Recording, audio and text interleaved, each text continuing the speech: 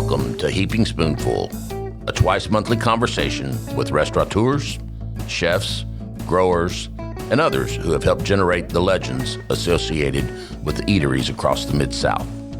The team at Benny Keith is proud to sponsor this adventure with the goal of preserving the stories that have helped cultivate an amazing food scene across the Mid-South. So kick back and enjoy a Heaping Spoonful.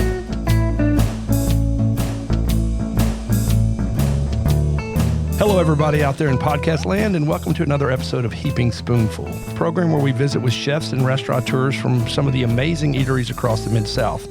I'm your host, Kelly Bass, and I've been proud to be an active participant in the restaurant scene for more than 35 years. Back in prehistoric times, no internet, thus no Yelp or TripAdvisor, I was a features writer for a Little Rock newspaper or two, and maybe a magazine here and there, and restaurant reviews and features were part of my beat. Today, everybody with an internet connection can be a critic, but not everybody can get the chance to have a cool podcast like Heaping Spoonful, so thanks to Benny Keith Foods for making this happen. Today, I am talking with Tracy Manning Brown and her son, Clay Caffey, owners of Coy's Southern Eats, the latest venture to carry the name of one of the most iconic brands in the history of Arkansas restaurants. Only these days, for now, its signature Coy's spices and some dressing mixes and some cool swag and not steaks that Tracy and Clay are selling. So welcome, you two. Hi, happy to be here. Thanks so much, Kelly. Glad you are. Those of us of a certain age, and that description definitely applies to me, remember Coy's Steakhouse as one of the historically classic restaurants in Arkansas. Right there on the main drag of Grand Avenue, coming into Hot Springs, one of the coolest places on earth, much less in Arkansas. I mean, I'm not going to try to name that many of them, but, there's Frankie's, there's McLeod's, another Hot Springs, Cajun's Wharf, at least a handful, if not two handfuls of other restaurants qualify. But I will say no restaurant can claim higher ground in the history of dining in Arkansas than Coy's Steakhouse. I know you two are biased, but do you agree? You're talking about higher ground, like up on the hill? No, I'm talking about at the top of the top of the list of the most famous and revered restaurants in the history of Arkansas. I truly think that if you called all the folks that you just said on that list, that we could all get together and sing Garth Brooks' Friends in Low Places is what we'd probably. But, we all did, that whole list. We all were of a time where we each had our field and we were the best at what we were doing in that time. Yeah, that's true. But again, as we will talk about later, Coy's was a replicable concept, and you were a long-time fixture in Little Rock and a little less long-time in North Little Rock. But something about where you were and the clientele that you had just made Coy's even more special. So, Coy's, for those who don't know, was named for its founder, Coy. How do you pronounce Coy's last name? Theobald. Theobald, just like it looks. Sure. But I meant to ask before we started recording. And his ability to cook aged beef to perfection. It was another one of those stories of a guy whose friends told him his food was so good that he ought to open a restaurant. And he did open his in 1945, right at the end of World War II. The stories of people who are good cooks and open restaurants rarely end the way that Coy's story ended, because most of the time it doesn't go so well. Just because you're a good cook doesn't mean you should run a restaurant. And then, Tracy, your family, and I read a lot about it, purchased the restaurant from the Theobald family in 1972, and it wasn't like it was put up on a big, of course we didn't have the internet or anything, but it wasn't like a publicly known sale. But your father and some of partners of his who were very, experienced in the restaurant, particularly steak business, bought that when you were 3 or 4 years old. Right. Well, did you get to know, I know there was a Coy Jr. after, did you get to meet many people of that family ever or not? I met Coy Jr., and he and I mildly communicate still. I remember Coy. I mean, I was young, but I do remember him, and I remember him being just a powerful source, just a powerful man in what he did. He was very knowledgeable and very well respected. But a lot of that crew stayed on with my family. Yeah. And most importantly was Clarence Clark, who was the meat man. Okay. And we did get to know Clarence, and Clarence started teaching us. We We weren't chefs. They weren't chefs. They were meat guys. Right. And they were very, very good at their craft, at their trade. And so we got to know them, and we got to know the waitresses that stayed and the dining room manager that stayed. So that staff, they were also Coys. They made that personality. Sure. And again, I told you all this is the 89th episode of Heaping Spoonful, and there are several themes that have run through all of them. And one of them is, if you don't have a good team, you're nothing. Right. And the fact that you were able to keep, or your family was able to keep so much of that Coy staff, made it a seamless transition for the Coys fans, because there's the same steaks coming out of the same kitchen, served by the same people. And again, we'll talk more about the magic of the place, but as I, freely admit, the internet is a podcast researcher's friends. And a quick search told me a lot about your parents, Jim and Carolyn Manning. In 1966, they opened the first Bonanza Steakhouse in Arkansas at the corner of Asher and University. Right. Which that intersection was the biggest, most important intersection in the state. And I grew up in Bryant. We talked about that. You all are from Bryant. The younger two here are from Bryant originally. And we drove right up. There was no Interstate 430. We drove right up and ate at Casa Bonita and went across to Bonanza and did the Magic Carpet Slide, and you went to the Cinema 150, and that was really the hub of the world. So since they started that restaurant, Tracy, before you were born, then you have never known a time that your family was not in the restaurant business. Absolutely never. Yeah. And I also saw that then they opened Bonanza Steakhouses in other states. Even. Other states. We had Arkansas, Kansas, and Arizona. And but the restaurant where I started all of my stuff mainly was in Hot Springs, where my grandparents owned that restaurant. Okay. So all in the family, literally. Yes, absolutely.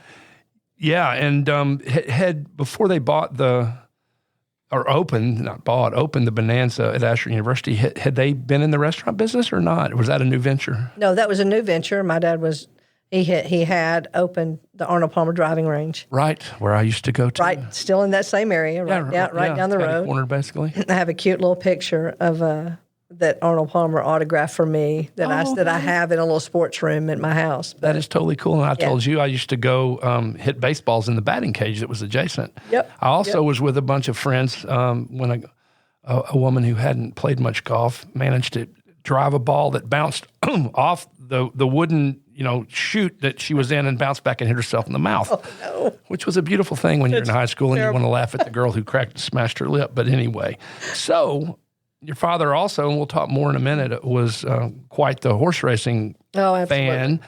And Oaklawn Park is in Hot Springs, Arkansas, and it was a good racetrack then. It's a way better. I mean, we have, Triple Crown winners that have run there now. And, But, and so obviously, I'm sure that your parents had eaten at Coy's plenty of times. And then he and some partners bought Coy's from the Theobalds in 1972, again, when you were a little kid. What is your earliest memory of the place? How far back can you remember being at Coy's? And before I tell you that, I mean, it had always been my dad's dream. I mean, he was already in the Bonanza business, but it had been his dream. And he and his friends would leave school. They would go to Hot Springs, go to the races. If they won, they'd eat a Coy. Yeah. If they lost, they'd head to the bottom of the hill and eat at the Frosty Treat. Yeah, exactly. which is also a staple over there. And then when it became privately for sale, they all got together and got the restaurant. So my early memories were in Hot Springs, where it was a place where I was appalled to have had to put on a dress or look cute and go. Yeah. So, but we went up, and I remember just it being this place. We had the accordion player in the lobby. We had all of the antique furniture, which of course I didn't know was antique at the time. It was just very, very nice. We had the player piano with the reels, which I'll probably, not saying exactly what those are, but it was just very, very different than anywhere that I had been. And I got to go places. I mean, they took me everywhere to eat. Sure. And so those were my first memories of walking in and seeing everybody and how busy it was, and going in and sitting down and just having a totally different experience. Right, and we won't go through it here, but the list of celebrities. I mean, Hot Springs has a big entertainment scene back until the '60s. It had a pretty wide open gambling presence, although it was illegal. And it just, there were all kinds of people coming in from New York and from Chicago, and then of course the races, and then you've got the lakes and all the tourism that's down there in general. And in 1972, Oaklawn wasn't what it later became, but I'm telling you, that's when the races started in February and in April, and I'm sure that was the booming time for Coy's. It was a booming time, but Coy's was busy all the time then. But when the races came, that's all we had talked about, from valets to the kitchen, and we were beefing up inventories and we were beefing up plates and everything. Everything just got bigger and bigger, and boy, it was definitely it was just an onslaught of business. Right. Different people that we never got to see except during that time. And your dad, again, I'm digressing a bit, and I apologize to our listeners, but this is just too rich for me. Your dad was a horse owner. Yes. And yes. As was my father, although your dad's horses, I'm sure there were some that weren't that great, but he had some really big horses. And I started going to the track. I did my 8th grade English speech on how to read a racing form, which that's fantastic. My teacher thought was a little bit untoward for a 13-year-old to be going through a racing form and explaining what every one of those lines means, but I still love to go to the track. And your dad owned Drag Set, which was really a star horse in the mid-'70s at Oaklawn when I was in high school. And I need to go back and see if there's like some YouTube videos of that horse, because my memory is that he was so far back that people thought, this horse has no chance. And he would just come running. Right. And, of course, nobody loves anything more than a come-from-behind horse. Sometimes he got there, sometimes he didn't. But, he won the Razorback Handicap. He won some big races. And it was just so exciting to watch him come flying. And Glenn Hild was the trainer, who was a famous guy. So, man, I could do a whole, I guess we'd have to call it heaping something else. But I could do a whole horse racing one with you. And anyway, so, again, part of your youth was not just, how fabulous to be involved with Coy's, but also to be involved with horse racing at Oaklawn Park. Yeah, part of my youth was, I guess I was short enough, and Glenn Hild had enough clout. I had a racing jacket. I could sneak in the back gate. Yeah. I was in there way before I was supposed to be in that track. Yep. Me too. My father had an owner's pass. You were supposed to be you had to be 16. Right. In theory I was nowhere then. Near 16. Yeah, right. but that is cool. So again, I couldn't resist a visit to Flashback City. But again, Coy's was a brand way beyond what was happening at Oaklawn. But in the 80s, the golden era in some ways of Hot Springs, we were talking earlier about Sawmill Depot. I had a friend who was the dining room manager at LJ's. Coy's had been 40 years already an institution. The crowds at Oaklawn were bigger than ever because people who don't know Hot Springs and just the general gambling landscape, there were no casinos anywhere except Las Vegas and Atlantic City.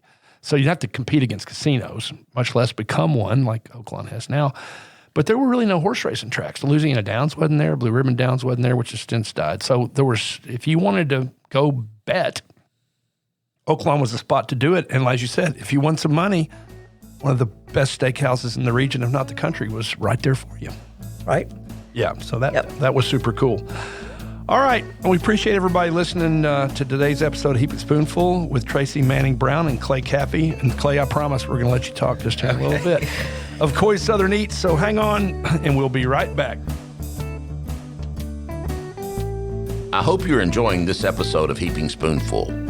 We at Benny Keith Foods enjoy talking about the food scene almost as much as we enjoy providing the top quality ingredients that help restaurateurs and chefs across the Mid-South create their magic. Now let's dive even deeper into the culinary world with your host, Kelly Bass. Thanks, everybody. Now let's continue our conversation with Tracy and Clay. There was such brand equity in the Coy's Steakhouse name and in the food that your family opened 2 other locations, one on Rodney Parham Road in West Little Rock in 1976 and one in North Little Rock. And I never visited the North Little Rock location, but the Coy's in Little Rock was iconic unto itself. Do you remember much about, I don't know where, I guess, golly, if it were happening in 1976, you were still a youngster. But I guess it was just too good a situation to not try to keep people from having to go to Hot Springs to eat at Coy's because so many of them came from Little Rock anyway. Right. Well, that was in our neighborhood. I lived in West Little Rock. That's where Coy's was. And to some people that we even talk to now, they don't even know Hot Springs ever existed. Little Rock was Coy's. Yeah. That's their memory of Coy's. And it was a different feel. It was almost a different clientele, I guess, sometimes. I mean, there were a lot of fur coats that we checked. There were a lot of, high heels that came in. Sure. A lot of different type of entertainment in the bar than what we had as entertainment in the bar in Hot Springs. And so it is a surprise to some people now to know that there were either. Yeah. Well, again, and my friend Ray Smith, I talked about being the dining room manager at LJ's. After he left LJ's or LJ's closed, he came and worked at Coy's on Rodney Parham. Right. So, it was quite the staple. And then the Coy story, at least of the Hot Springs location, came to a quick and tragic end on January 16th, 2009. And you got a phone call, Tracy, that you'll never forget. So tell us about that. I did. And I thought it was the 13th, but anyway, it's irrelevant. But I definitely got a phone call, and the first person that called me was, I guess he was the fire marshal or the fire chief, and I had just recently moved into a new house, and I got this phone call, and I could hear people in the background. I mean, they were really upset, and so they were handing the phone off to several people, and I finally got it. I understood what was happening. Which was a massive fire. Which was a massive fire, and what he said to me was, I got to let it go. And I said, I don't understand. Why do you have to let it go? And so he started trying to explain to me what was going on, and I said, I'm on my way. And so I was closer. I mean, I live in Bryant now, and I was closer. My parents were still in West Little Rock, and I called and said, this is what's going on. I don't know, but I'm on my way. I don't know really what's happening. And so I grabbed him and threw him in the car, and off we went. Right. Off we went. And Clay, how old were you then? I was 10. It was the weekend before, or it was the week before my 11th birthday. Okay, so you were well aware of what was going on. And while that was all, and so there you are with your mom, and of course your grandparents had owned it since well before you were born. And, while that was all she wrote for Coy's, at least at that point in time, that wasn't the end of your career as a restaurateur. Tracy, tell me about, again, I looked on LinkedIn and talk about Colton's and how that came to be. And I always thought of Colton's as kind of the successor to, because it was at Ashland University in the same building as a Bonanza. Well, it was the successor to Bonanza. So as the group, as Bonanzas lost their flair, most of those locations became Colton's. Okay. And my cousin and another partner who was also one of the partners at Coy's, they spent a lot of time creating that brand and created that. And so we turned Bonanzas that were, beginning to just sort of phase out into those Colton's restaurants. And so in the beginning, I wasn't operating that restaurant, but in the end I was. And Colton's, I mean, it's still, I looked it up. Oh, it's still super. got 37 locations. Yes. Apparently not in Hot Springs anymore. Not in Hot Springs, almost like a year ago in 2 days. Okay. Wow. So you're well aware of that. Yeah. Can't get you out of the steak business. So, Clay, you were born into a restaurant family just like your mother was, one that was actively involved in the management of those properties. Did you work at these places, or did you get a pass on having to be or not getting to be a steakhouse guy? I'm sure she had me doing something at Coy's, but I was a little young to be actually working. But I did end up bartending and doing some other things at Colton's and helping her with. And you weren't 10 then? No. No. Yeah. I was helping her with everything right up until we closed that. Okay, so you have been involved. And given, again, the fact that your grandparents were in the steakhouse business before you or your mother were born, the fact that you developed a love for the grill and all the great things that can happen on a grill is not surprising. So, yes, you were born into a steakhouse family. Yes, you worked some at Colton's. Sounds like more bartending than cooking steaks. How did you develop your love, like lots of people have, for the grill? I got a couple of different parts to that story, anytime we needed help on the line or anything like that, I could go back there and help, and they would teach me. Do that. Yeah, I would help with that occasionally whenever they needed help. And also, growing up in Bryant, you typically will go to the lake at like Norrell or go out to, now Carter's Off-Road Park and stuff like that. And we would always bring our grills and stuff like that, and everybody would think they're the best cook, and it just kind of turned out I was. Yeah. Well, it's an art form. It's not, I mean, I've had some bad stuff come off a grill, and I've got a couple of friends that are really, really, you just know when they say, I'm firing up the grill, it's like, it's going to be good. Yeah. So you did it as a hobby. You did it to feed yourself and your friends and Well, but stuff. the first conversation he came to me was, I want to be a chef. Well, when I was really young. Right. And that was always something I always liked cooking, cook breakfast, cook lunch, cook dinner, just had fun doing it. Sure. And so kind of sprang out of that and then got into the restaurant business. And cool. So, because when you go to your really good website, is it koyssoutherneats.com? Yes. koyssoutherneats.com. You all check it out. Very well done website and very thorough. The first thing you see is a picture of Clay. And it says basically from grill master, from fourth generation. Absolutely. Yeah, grill master. And so at a point in time, I don't know how long ago that was, you all decided to re-roll out the brand of Coy's, which is, it's a significant undertaking because of the power of that brand and its legend in Arkansas. So how did you all decide to relaunch the brand and to focus it the way that you focused it? And we'll talk more about what you're selling. Well, we'd always had the seasoning, and my mother or my Uncle Rodney would always make the seasoning so we could have some at the house and whatnot. And as I went on a little health journey and got into cooking healthier things, a lot of the time the only way I could keep the flavor in the food would be to use our seasonings. Right. And so as me and my mother were talking one day, looking through the old charred notebook, it looks really cool. Oh, it came out of the fire? Yeah. Wow.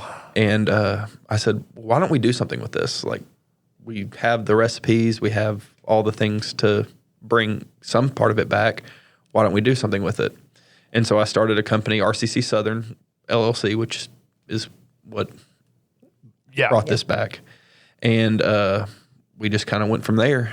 And started producing them and then got your website launched. And you said that before we started recording, and I read that Clint Albright helped you, which I didn't know. You say he's a cousin? Yes.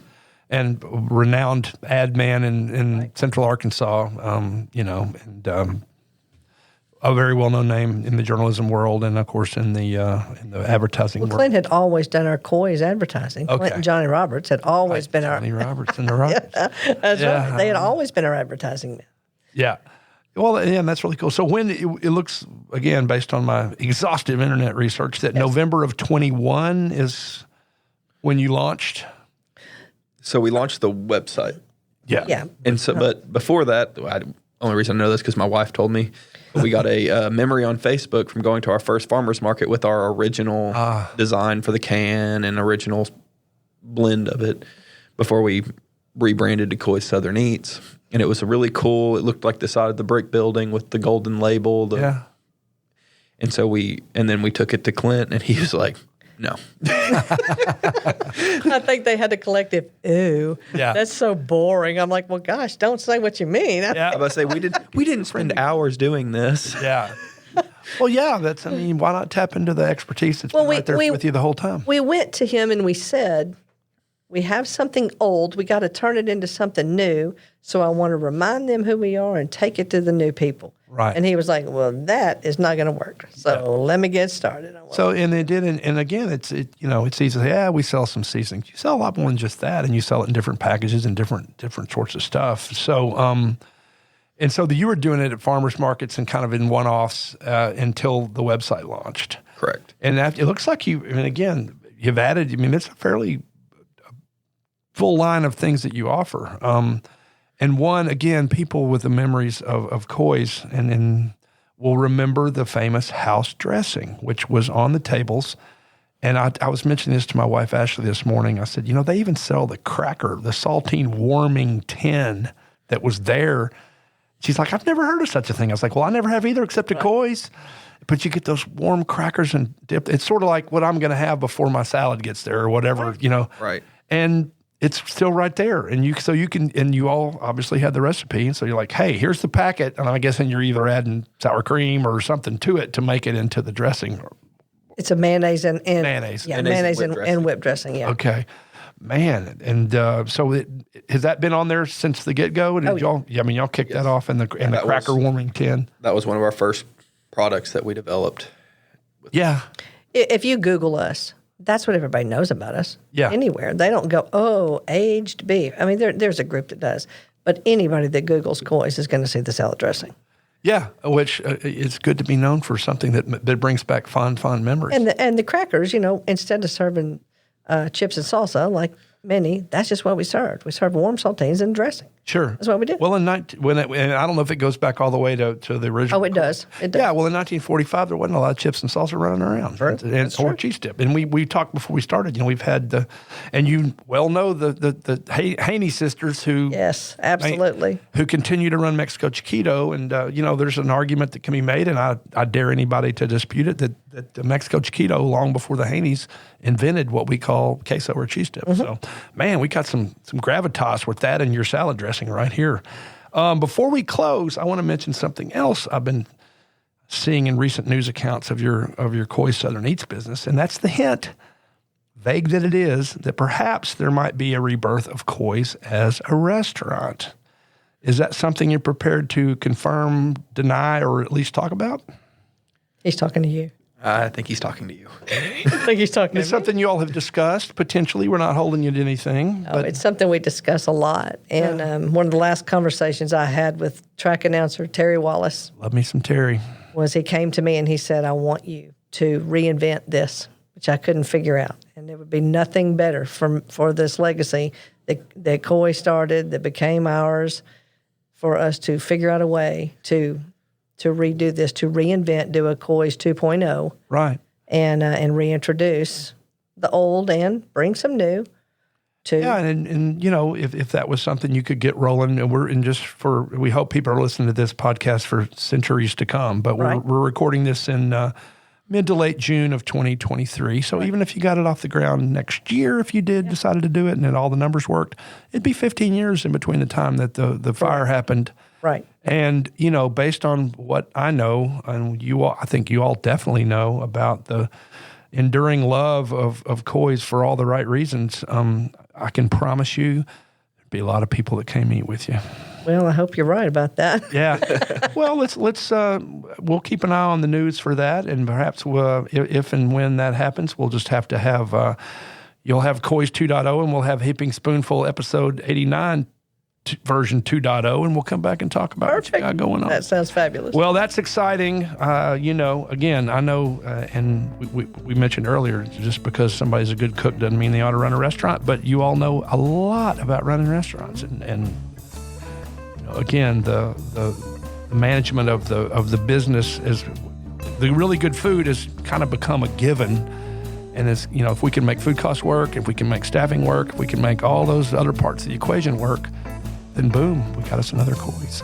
Something to think about. Well, listen, Tracy, Clay, thanks so much for taking time to visit with me today. And thanks to all of you listeners out there for tuning into this episode of Heaping Spoonful. We post these on the first and third Tuesday of each month. So check out the new ones as they emerge, and please catch up on the old ones. So thanks for listening again, and have a great rest of your day. We hope you enjoyed this episode of Heaping Spoonful. On behalf of all of us at Benny Keith Foods, Mid-South Division, please know how much we love connecting you with the legends of the culinary scene and their unique stories. I look forward to the next time we can offer you another Heaping Spoonful.